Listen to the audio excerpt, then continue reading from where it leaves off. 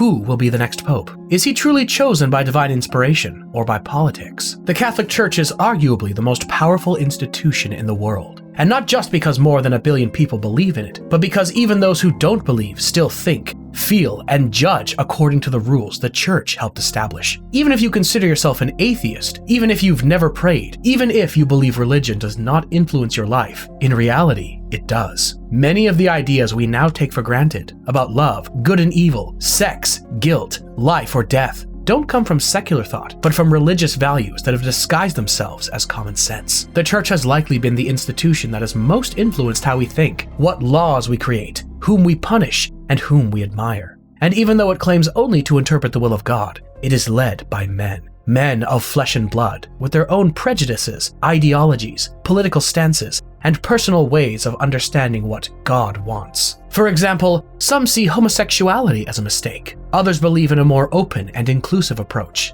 Some think religion should be based on obedience, sacrifice, and duty. Others believe it should also speak of compassion, dignity, and freedom. Some want the Church to remain as it always has, without giving in to the changes of the modern world. And some believe it should renew itself and open up to new realities. And it is those men, with their ideas, their limitations, and their way of seeing the world, who decide what the Church teaches, and therefore, what ends up shaping the mindset of billions of people. That is why choosing the next pope is no trivial matter, nor is it an issue that only concerns the faithful. It is a discretion that can change the culture, morality, and politics of all humanity.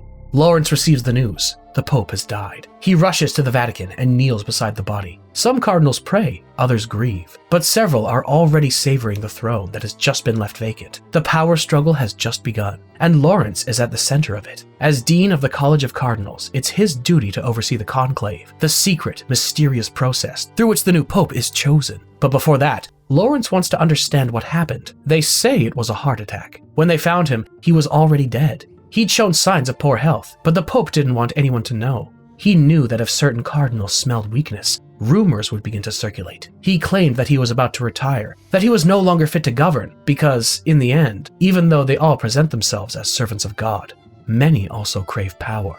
Lawrence finds it strange that he was notified so late. The Pope had been dead for hours before he got the call. Cardinal Tremblay explains that he simply wanted everything to be in order before Lawrence arrived, to gather the facts, confirm who had seen him that day, and get a clear understanding of what had occurred. But Lawrence finds it odd, especially when he notices the last person the Pope met with was Tremblay. The Pope's body is removed. Immediately afterward, tradition is upheld. The door to his room is closed and sealed with red tape and a wax seal. This marks the beginning of the sede vacante period. But more importantly, it ensures that no one can enter to tamper with his belongings, his notes, or his secrets.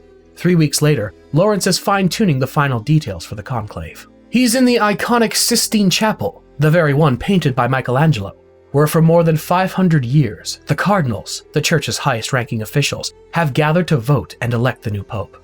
Lawrence orders the windows to be shut. He knows the press is eager to find out who's gaining votes. But this process must be completely airtight.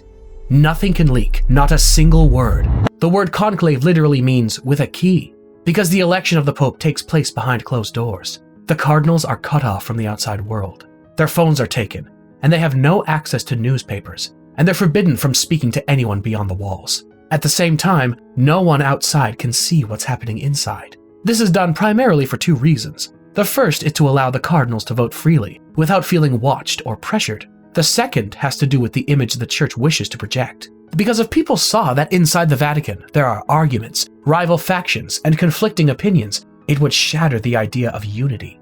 It would also cast doubt on whether the Pope is truly chosen by divine inspiration or by internal political maneuvering. That is why the process works this way. The cardinals enter the conclave. No one knows what goes on inside. And then they emerge announcing that a chosen one has been named. Just a quick pause to say that if you're enjoying this video and haven't subscribed yet, please consider subscribing. It would mean a lot and really helps me keep making more videos and content like this.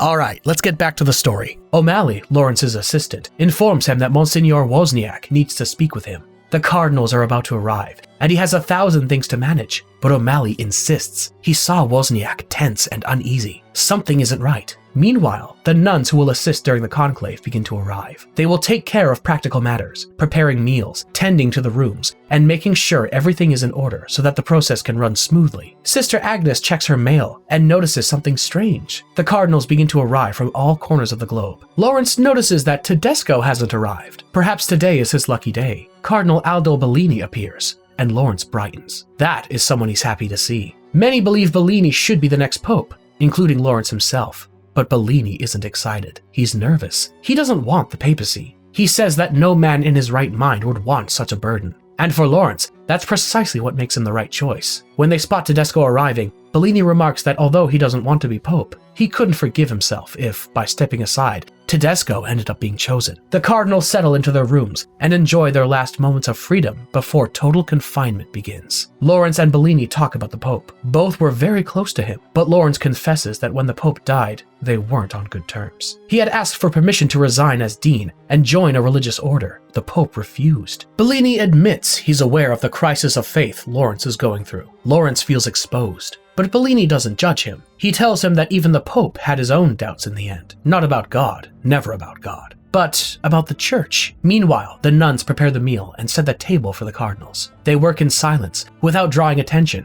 making sure everything is perfectly ready for them. Lawrence goes to see Monsignor Wozniak. Wozniak is nervous and shaken. He says he didn't want to say anything, but he can't bear the pressure anymore. He reveals that, on the day the Pope died, his last official meeting was with Cardinal Tremblay. And in that meeting, the Pope dismissed him. The Pope himself told Wozniak that night, over dinner. He said it was for inappropriate conduct, but didn't provide any further details. Wozniak hadn't wanted to break his promise. He can no longer stay silent. Lawrence is stunned. They're about to enter full lockdown. There will be no way to investigate anything further. Voting begins tomorrow morning. But that's not the only problem that lands on Lawrence's shoulders. He's informed that a new cardinal has just arrived. One no one knew even existed. He claims to be the Archbishop of Kabul in Afghanistan, and he insists that the Pope appointed him in secret, since being Catholic there is anything but safe. Lawrence suspects he's an imposter. No one had ever heard of him. But then he checks the documents the man brings, a letter signed by the Pope, and one detail changes everything. He was appointed in pectore, a real, valid procedure the Pope can use to name cardinals in secret. Lawrence has no choice. As strange as it seems, he must accept him. The man is officially admitted into the conclave, Vicente Benitez. But wait, if Benitez just arrived, how is he supposed to know who to vote for? He doesn't even know the other cardinals. And what's more surprising is that his case isn't unique. This happens in real life to many cardinals. Even though they're all part of the same church, they're spread across the globe. Many serve in small dioceses in remote towns and have few opportunities to meet one another. For example, during the papacy of Francis, he appointed 108 cardinals. That means of the 135 cardinals who voted in the 2025 conclave, most had never worked together. Many had never even seen each other in person. So how do they elect someone as pope if they don't know each other? There's something the film doesn't mention: the general congregations before the conclave. Before locking themselves in to vote, the cardinals gather for several days in the Vatican to discuss the state of the church, the problems it faces, and the direction it should take. These meetings are essential because they allow the cardinals to get to know each other and understand what each one stands for and what kind of leadership they envision for the future. In fact, it was those meetings that led Jorge Mario Bergoglio to become Pope Francis. In 2013, when Benedict XVI resigned from the papacy, the cardinals met to choose his successor. At the time, Bergoglio, Archbishop of Buenos Aires, was virtually unknown outside Latin America. He kept a very low profile. He didn't even wear the typical red cardinal's robes. He dressed in a plain black coat and went largely unnoticed. He wasn't seeking power or attention. In fact, he already had his return ticket to Buenos Aires and had even written the sermon he planned to deliver upon returning to his diocese. But that ticket was never used, because in one of those pre-conclave meetings, Bergoglio gave a speech just 4 minutes long that, according to the Wall Street Journal, changed his destiny. He spoke about how the church had, for a long time, turned inward, locked in a kind of spiritual narcissism, forgetting to reach out to others. He said the true message of the gospel was not about looking inward, but about going out into the world and bringing in more souls. And he warned that this disconnection was one of the reasons the church was losing followers. That brief comment was enough. Many cardinals began to see him as the kind of leader they needed. And just like that, in a matter of days, a virtually unknown man became the new pope. Lawrence encourages Benitez to bless the meal. He begins with the traditional words, Bless us, O Lord, and bless these gifts which we are about to receive from your bounty." The cardinals take their seats, but then Benitez continues, "Also, bless those who are hungry, those who are thirsty, and the sisters who have prepared this meal for us." Sister Agnes, listening quietly, smiles. She'll remember this moment. It'll become important later. Tedesco invites Lawrence to sit next to him. Lawrence would rather not, but he has no choice. Tedesco immediately launches into a tirade. The church is not what it used to be. Everything started to fall apart when they abandoned the grand Latin masses, when popes stopped being Italian, when diversity and relativism began to seep in. He concludes by saying that unless they firmly preserve tradition, everything will eventually crumble. Later, the more liberal cardinals, like Lawrence and Bellini, gather to plan their strategy. They know Tedesco's conservative rhetoric will be popular, but they have Bellini. He's their strongest card. Even though Bellini doesn't want the position, he's willing to accept it if it means preventing the church from being dragged back 60 years. But he makes one thing clear: if they're going to campaign in his name, they must tell it like it is. He does not plan to reject divorced people or homosexuals. He won't bring back Latin masses. He believes in respecting other religions, tolerating different viewpoints within the church, and giving women a more active role. Everything Tedesco represents, Bellini opposes. Sabadin suggests that maybe they should avoid mentioning the part about women. It would only cost them votes. Take notes, this will be relevant. Lawrence meets with Tremblay and directly asks about his final meeting with the Pope. Is it true that the Pope asked for his resignation? Tremblay denies it. He has no idea where such a rumor could have come from. Perhaps Wozniak has motives for sabotaging him. Lawrence apologizes for bringing it up, but he has one last question. What did you talk about in that meeting? Tremblay replies that it was a very personal conversation, and for that reason, he prefers to keep it to himself. Lawrence doesn't press further. On the way to his room, he discovers that his new neighbor is Cardinal Adeyemi. The next day, the opening mass begins. Lawrence steps up to the altar and preaches. He says that for the church to succeed, it must be tolerant. The church's greatest strength is its diversity of people, cultures, and perspectives. For that reason, they must be careful not to fall into the trap of certainty, because certainty is the enemy of unity and tolerance. He prays that God will grant them a pope who has no certainties, but doubts. The sermon causes a stir. It was not the speech they expected. Lawrence calls for O'Malley, his assistant. He asks him to look deeper into Tremblay, someone who can confirm whether his dismissal really happened. The cardinals are led to the Sistine Chapel. One by one, they take their oaths. They vow to vote according to their conscience, without political deals or promises of power, to maintain absolute confidentiality,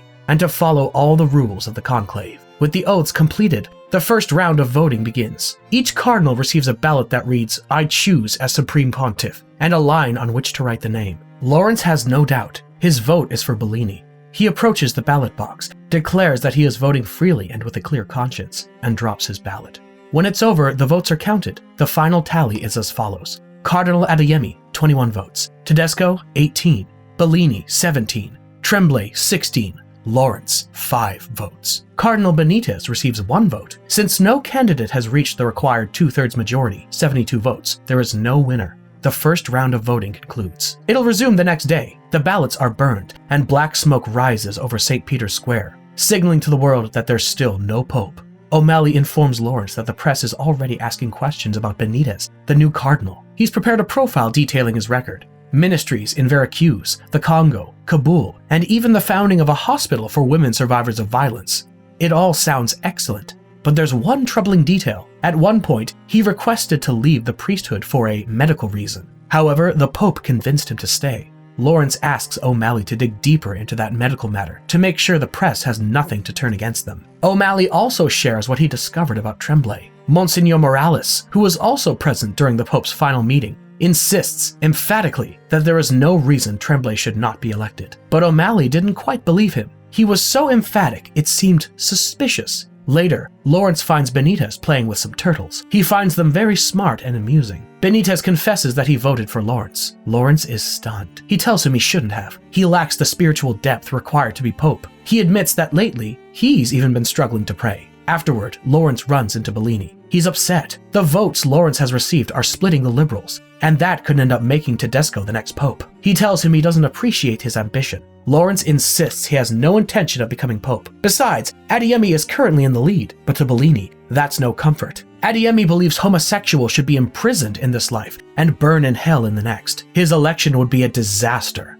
Lawrence repeats that he doesn't want the role, but Bellini presses him to be honest with himself. Every cardinal, deep down, harbors that desire. Maybe they deny it out loud, but secretly, each has already thought of the name they would take as pope. That night, Lawrence tries to pray, but he can't. In the middle of the night, he hears shouting from the other side of the wall. A heated argument between a man and a woman. A door slams. Lawrence peeks out, but only sees a nun walking away. The next morning, the second round of voting is held. And then the third. Adeyemi reaches 52 votes. He's getting dangerously close to the required majority. At lunchtime, the liberals are alarmed. They don't want a pope who would further divide the world. Sabahdin remarks that if Adeyemi were white, he'd be even more heavily criticized than Tedesco. Then something happens that gives them a glimmer of hope. A tray falls. Adeyemi shouts, and a nun runs off in tears. Lawrence follows her to find out what happened. But Shanumi, the woman, is so shaken she can't even speak. Eventually, Lawrence gets her to confess. But note, the audience never hears the nun's voice. Immediately, Lawrence goes to Adeyemi's room and confronts him. Adeyemi insists it's all a smear campaign to ruin his reputation. He says that the woman hadn't left Nigeria in 30 years and suddenly shows up at the conclave. But Lawrence replies that it doesn't matter how she got here. It's about his relationship with her. Adeyemi tries to downplay it, says it was a one-time lapse years ago. He reminds Lawrence that he himself once said, "May God grant us a pope who sins, asks forgiveness, and moves forward." Lawrence asks, "And the child?" He admits the child was raised in a Christian home and, to this day, doesn't know who his father is, if it's even him. He says they were both very young back then, but Lawrence corrects him. She was 19, but you weren't. You were 30. Adeyemi pleads with him not to let a single mistake disqualify him. He claims to feel the presence of the Holy Spirit and says he's ready to take on the role. But Lawrence tells him to abandon all hope. The church cannot survive another sexual scandal. Adeyemi breaks down in tears. If we stop to think about it, the church has an almost impossible task. Its mission, following the teachings of Jesus, is to welcome sinners and remind us that no one is beyond forgiveness. That everyone, regardless of their mistakes or past, is welcome. But at the same time, the cardinals, as Christ's representatives on earth, are expected to be role models. They're held to a spotless and unassailable image in order to sustain their moral authority. Because if they want people to keep believing in their message and to maintain their faith, then they must display an almost superhuman level of integrity. For better or worse, the church cannot afford to have leaders who have failed. A single mistake can call all of its credibility into question. That's why, even while preaching unconditional forgiveness, the church often ends up distancing itself from those who stumble. While the church serves an ideal, it also has to operate in the real world. Keeping an institution alive means making practical and often painful decisions. As we'll see later, the church remains trapped in that dilemma, staying faithful to the ideals it preaches, or doing what's necessary to survive and continue being a refuge for millions. Jesus taught that if one sheep is lost, the shepherd must leave the other 99 to go find it, that no one should be abandoned. But in practice, does that really work? What do you think? I'd love to read your thoughts in the comments. The next morning, the new frontrunner is Tremblay, with 40 votes. He's followed by Tedesco with 34, Bellini with 13, Lawrence with 11, and Benitez with 6 votes. O'Malley informs Lawrence that he's found more information about Benitez's medical history. Apparently, he had a procedure scheduled, paid for by the Pope himself, but the day before it was due, it was cancelled. Lawrence meets with Bellini and Sabahdin to decide what to do. Their liberal cause has a few votes left, and if they don't act quickly, Tedesco might end up winning. They consider throwing their support behind Tremblay. Lawrence hesitates. He's not convinced by the idea of settling for the least bad option, but Sabahdin reminds him that the church has never had perfect popes. Some supported the Nazis, others were accused of collaborating with communists, and some turned a blind eye to horrific abuse cases. If they don't support Tremblay, 2 things could happen. Either the conclave drags on so long that the press begins to notice the division within the church, or Tedesco gains momentum. The liberals agree to redirect their votes to Tremblay. At this point, the cardinals are no longer acting as believers or defenders of Christian values, but as politicians searching for the most practical option, the one that best protects the institution. And while it's understandable that they can't always afford to be idealists because they live in the real world, inevitably questions arise. Is this really what Christ taught? To give up in the face of hardship, to choose what's convenient and practical, or to stand by one's ideals, even if it means risking everything? Lawrence meets with Benitez and asks him, if he's still been voting for him, to stop and vote for Tremblay instead. But Benitez replies, "You want me to vote for a man we both know is ambitious?" Lawrence insists this isn't about Tremblay, it's about preventing Tedesco from winning. He explains that if that happens, the church will lose 60 years of progress. But Benitez responds, "I'm sorry, but I can't vote for a man unless I believe he's most worthy of being Pope. And to me, that man isn't Tremblay. It's you."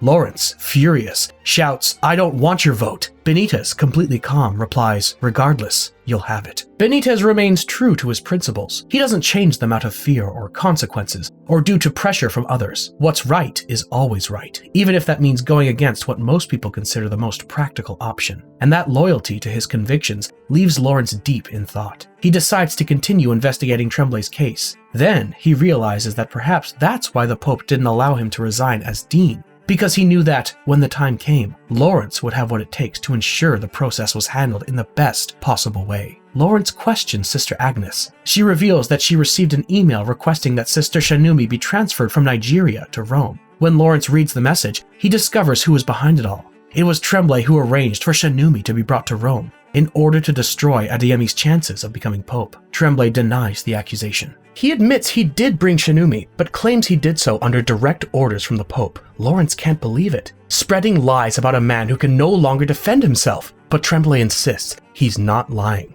And then he turns the tables. He warns Lawrence to be careful, lest he end up looking like the one who's slandering others out of ambition. Lawrence decides to act. He goes to the Pope's room, breaks the wax seal, and enters. He searches through all of his belongings and finds exactly what he needs, the document that explains why Tremblay was dismissed. He had bought votes from the cardinals. The Pope found out, and that's why he removed him from office. Immediately, Lawrence takes the evidence to Bellini. Now he understands why the Pope was losing faith in the church, because he had first-hand knowledge of everything the cardinals were doing. Lawrence insists Bellini must move forward with his candidacy. With that evidence, they can make sure Tremblay doesn't win. But Bellini refuses. He doesn't want to win under those circumstances. It would be a dirty, corrupt victory. Besides, revealing those documents would only damage the church even more. It would tarnish the Pope's name for having spied and expose the internal corruption. Lawrence replies, "I thought we were serving God, not the institution." Bellini shouts, "Don't be naive." Lawrence realizes he was wrong. Bellini is not the right person to be Pope. He lacks the courage to stand by his ideals when they're needed most.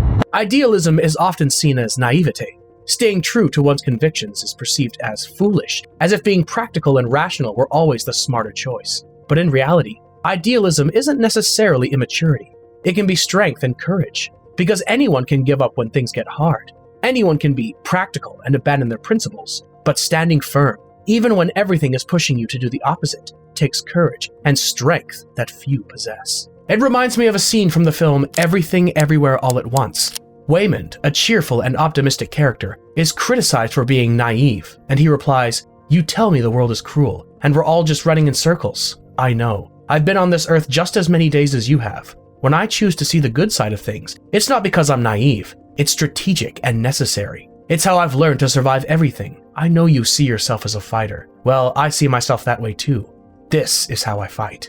The wisest one is not always the one who plays the political game best. Sometimes it's the so-called naive person who keeps fighting for what they know truly matters, because they understand that there are principles which, if betrayed, render everything else meaningless.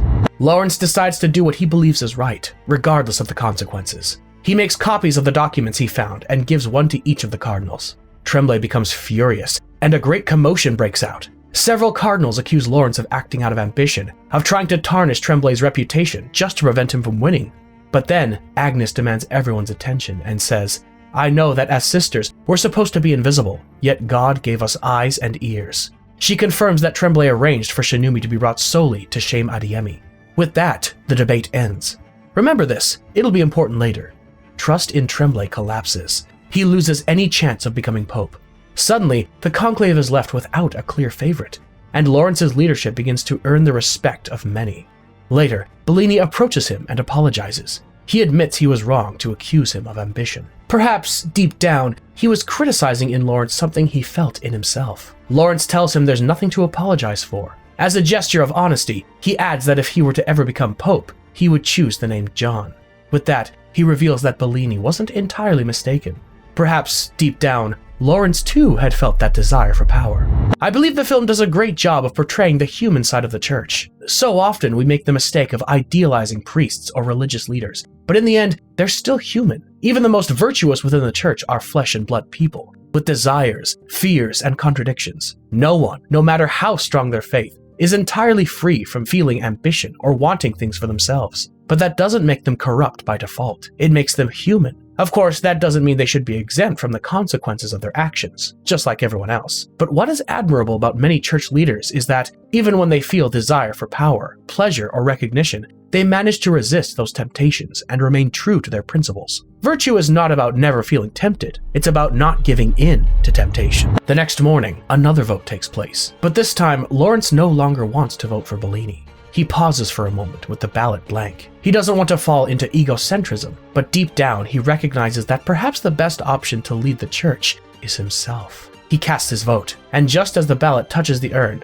one of the windows shatters. Through the rubble, light pours in. Light they hadn't seen in days. They discover there have been a series of attacks in different parts of the world. Tedesco speaks up. He claims this is a direct consequence of permissiveness, of the moral relativism promoted by liberals, and when any belief is accepted as legitimate, when Islam and other misguided ideologies are tolerated, this is what happens. What the church needs is a leader who understands that they are in the middle of a religious war, someone with the courage to confront those animals. The room erupts. Some applaud, others denounce him. From the back, a soft voice is heard. It's Benitez, saying, "Brother Cardinal, with all due respect, what do you know about war? I have served my ministry in Congo, in Baghdad, and in Kabul. I have seen rows of the dead, Christians and Muslims alike. When you say we must fight, who do you think we're fighting against? Do you believe it's against the men who committed today's attacks?" He places his hand on his chest and declares that the fight is right there, inside each of them, when they give in to hatred, when they let fear divide them,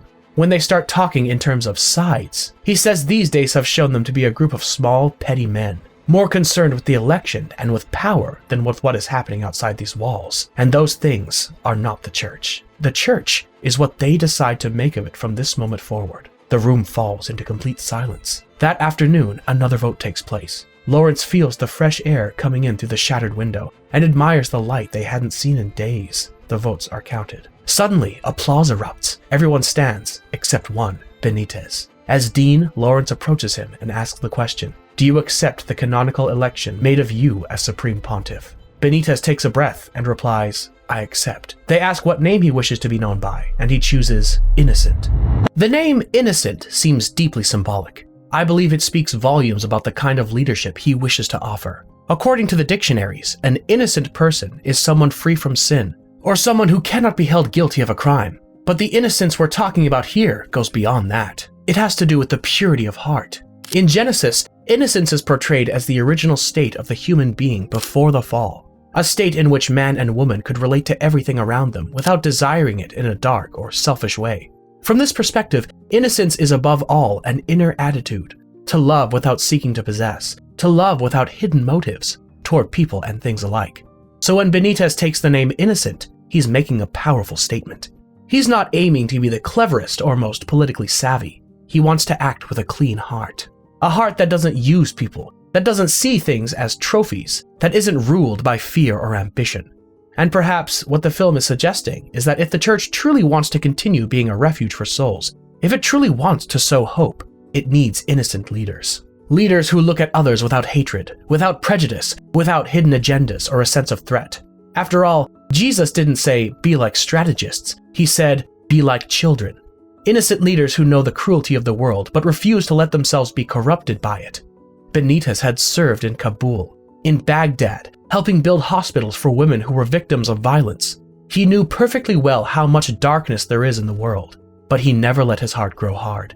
And perhaps that is the true spirit of Innocent. And for a church that wants to continue to have meaning in today's world, perhaps that could be a powerful way to lead.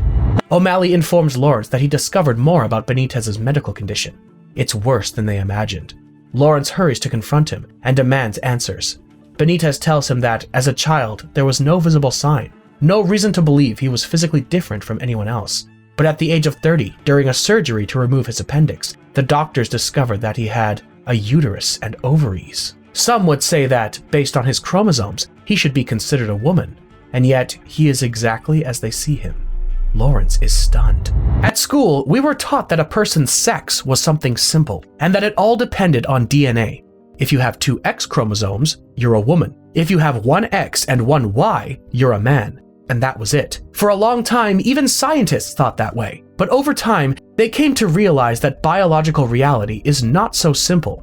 Forming a human being isn't like pressing a button and having everything turn out perfectly. It's a long and delicate process in which millions of cells work together to construct every part of the body. Each cell receives instructions, follows them, and coordinates with many others. And although most of the time everything works fine, sometimes small errors occur. An instruction that doesn't copy properly, a signal that arrives late, or an unplanned change. And those errors can affect different parts of development, including how biological sex is formed. For the body to develop sex in a typical way, it needs to go through 5 main stages. First, the sex chromosomes are formed, which determine whether the body will develop in a male or female direction. Normally, a person receives 2 chromosomes, double X for female and XY for male, but sometimes variations occur even at this stage. For example, a person might receive an extra chromosome, like XXY, which is known as Klinefelter syndrome.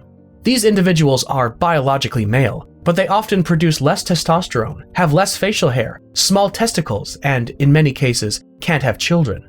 It can also happen that a person has only one X chromosome. This is Turner syndrome. In this case, they are biologically female, but they tend to be shorter in stature. Their reproductive organs don't fully develop, and they generally can't have children naturally. In the second stage, the chromosomes instruct the body which reproductive organs to form, testes or ovaries. But if the signals don't transmit properly, development can be altered. A person may develop a mix of ovarian and testicular tissue in the same organ, or the testes may not fully form, or fail to develop at all. In the third stage, the body produces sex hormones, which are like chemical messengers telling it how to continue growing toward male or female characteristics. Variations can occur here as well. For instance, a person may have male chromosomes and produce testosterone, but their body might not detect it. In that case, although genetically male, their body may develop with female traits. Or, in other situations, a person with female chromosomes may produce too many male hormones, which can cause their genitals to develop with more masculine features, such as an enlarged clitoris or genitalia that don't appear clearly female. In the fourth stage, the hormones trigger the formation of external genitalia, male or female. But if the body doesn't properly receive those signals, the genitals may remain somewhere in between, with characteristics of both. And in the fifth stage comes the change of puberty, known as secondary sexual characteristics. If there are problems in hormone production or in the body's response to them, these changes may not occur as expected. For example, a male might not grow facial hair or develop a deeper voice, or a female might not develop breasts or begin menstruation.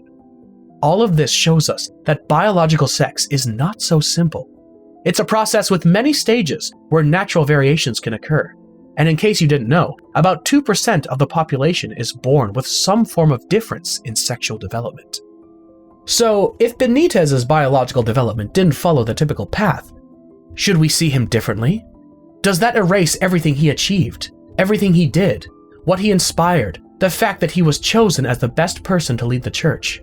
What is the film really trying to tell us with this? Benitez tells Lawrence that he understands his distress.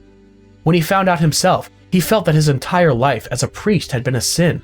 Because women cannot be ordained, he flew to Rome, confessed everything to the Pope, and offered his resignation. Lawrence is stunned. The Pope knew, and he allowed him to continue as a priest? Benitez explains that together they considered surgery to remove the female parts of the body. But the night before traveling to Switzerland for the procedure, he realized he had been wrong. He was who he'd always been, and it seemed a greater sin to try to correct God's work than to live as he was created. Lawrence asks him, "So you're still?" Benitez replies calmly, "I am what God made me. And maybe it's precisely my difference that makes me more useful." At first glance, it may seem like the film is trying to deliver a message of inclusion, like a reminder to the church and to believers that there are people who don't fit into traditional categories, but who also have faith, vocation, and tremendous gifts. And yes, that message could be read. But if we look more closely, we see that the issue of gender identity is never openly discussed, nor is it built up as a major plotline. Everything seems to be pointing in another direction, toward a deeper critique, how the church has historically marginalized the feminine. Throughout the film, the spotlight is on men, which makes sense, since that's how it works in a real conclave. But it's not just about who is present, it's also about the dominant energy in the room. Power, competition, political strategy, and control. Values that, culturally, have been more closely associated with masculinity, conquering, leading, asserting authority, and building hierarchies. And in the midst of that tense atmosphere, the few moments of relief, the moments when warmth, calm, tenderness, empathy, or compassion appear, come from Benitez. While everyone else was focused on forming alliances, negotiating votes, and protecting their camps, Benitez cared for turtles, spoke about defending compassion over hatred, and reminded them that the real battle isn't out there, but inside, in each person's heart. Benitez embodies qualities that have been historically associated with the feminine: care, nurturing, compassion, and sensitivity. And in the end, he was the one chosen to lead the church. And it was revealed to us that, although outwardly he appears to be a man, biologically his body has traits more aligned with the feminine. And that, symbolically, is the final piece of the message the film had been building all along. That perhaps what's been ignored, sidelined, and devalued for centuries is precisely what is most needed now: to sustain, to heal, and to strengthen the church, and to restore its true meaning. Now, let's go back to everything I told you would be important. From the beginning, we saw that it was the nuns who handled all the logistics of the conclave, preparing the food, organizing the rooms, attending to every detail so the cardinals could do their work. Without them, the conclave simply wouldn't happen. But their work goes unnoticed. No cardinal stops to thank them, except Benitez. When Bellini suggested that women should have a more active role in the church, Sabarin told him not to even mention it, that acknowledging them would be losing votes. Later, when Lawrence tried to question Sister Shanumi, she couldn't speak. We never hear her voice, as if her silence were part of the message. They are present, but voiceless. And at the most tense moment, when the scandal around Tremblay triggered chaos and shouting among the cardinals, it was Sister Agnes who managed to calm the situation, but not before saying, "I know that we sisters are supposed to be invisible. Invisible, but essential." And so, although the sisters sustain one of the most important processes of the church, and I believe not just here, but more broadly throughout the church's leadership, they continue to be relegated to the background. And in that dynamic, it's not just the sisters who lose, the church loses as well.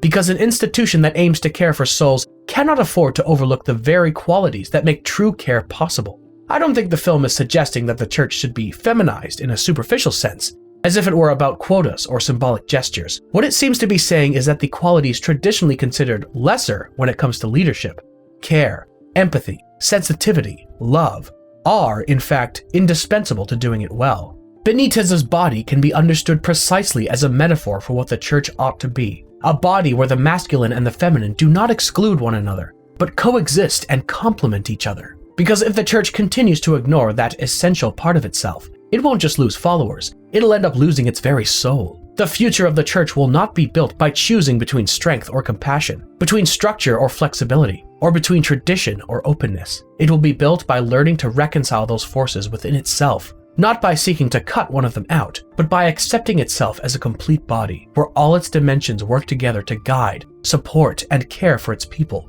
And that, perhaps, would be a spiritual revolution. Lawrence doesn't know what to think. He feels unsettled, confused. He looks around and then sees a turtle. It has wandered out of its pond.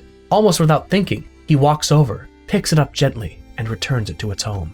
After so much time trapped in politics, power games, and strategy, he simply chooses to care, to be present, to enjoy, just as Benitez did. Suddenly, white smoke rises over St. Peter's Square. The whole world will soon know that there is a new pope. The next morning, the locks on the doors and windows are removed. Lawrence decides to open his. He sees a group of young nuns chatting and laughing. For a moment, he feels as if he's glimpsing the future of the church, something warmer, freer, and lighter. Thanks for staying until the end of the video. Don't forget to subscribe and share it with a friend who you think might enjoy it. And you and I'll see you in the next one.